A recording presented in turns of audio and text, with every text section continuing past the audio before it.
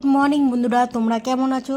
সকালবেলা উঠে এই যে এখন বিছানা গোছাবো আর ঘর ঝাড় দেবো বলে ঝাঁটাটা এনে রেখেছি। আমি জানি বিছানাটা গুছিয়ে নিয়ে তারপর ঘরটা ঝাড় দেবো। তো এদিকে এই জেনার চোখে ঝাঁটাটা পড়ে গেছে, ব্যাস এখন ঝাঁটাটা নিয়ে এই ঘর ওই ঘর ঝাড় দিচ্ছে। আমি কত হাসবো, একটু করে যাচ্ছে, এই ঘরে গিয়ে একটু করে ঝাড় দিচ্ছে, ওই ঘরে গিয়ে একটু করে ঝাড় দিচ্ছে, তখন থেকে শুধু এই করে যাচ্ছে। আর এদিকে আমি রান্না বসিয়েছি, এখানে কি গ্যাস শেষ হয়ে গেছে, তো ওদিকে ওই যে গ্যাসটা বড়ো বলে এখানে রেখে দিয়েছি।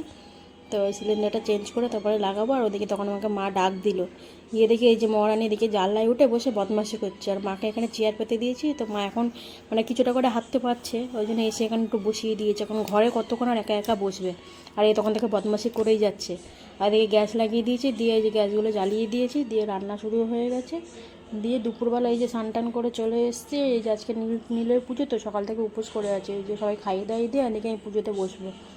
তো পুজো টুজো তো দিয়ে দিয়েছি, দিয়ে সন্ধ্যাবেলা এই যে বাচ্চাগুলোকে সব প্রসাদ দিয়েছি। আর এই যে মহারানী সবাই ঘুম থেকে উঠেছে, ওর বান্ধবীকে ডাকতে এসছে, তারপরে ঘুম থেকে উঠলো। আর আমাকে যেই দেখেছে ব্যাস এখন ম্যা শুরু করে দিয়েছে, তখন থেকে কোলে উঠে যাচ্ছে, আজ কোল থেকে নামছেই না। আমি ঠাকুর ঘরে ওকে নিয়ে গেছি, আমি বলছি নাও কোন প্রসাদটা নেবে, তো ওই যে তখন থেকে দেখছে কোন প্রসাদটা নেবে। তো অনেকক্ষণ ধরে দেখে চিন্তা ভাবনা করে তারপরে একটা সন্দেশ পছন্দ হলো, তো নিয়েছে, ওটা খাইনি। তারপর ওটা খাটের মধ্যে নিয়ে গিয়ে ব্যাস সেটাকে ভালো করে খাটের মধ্যে চটকেছে। আমাকে আবার রাত্রেবেলা বিছানা মানে পাল্টাতে হয়েছে, নতুন চাদর পেতেছিলাম, সেটা আবার পাল্টাতে হয়েছে ওর জামাইতে নোংরা করেছিল বলে। তারপরে এই যে আমি একটু পাশের বাড়ি কাকিমা আমাকে একটু সব মাখা দিয়েছিলো, তো সেটা বসে বসে খাচ্ছি। আমি সব ভিজিয়েছিলাম, আমার মাখিনি, যেহেতু কাকিমা দিয়েছে ওই জন্য খেয়ে নিয়েছি।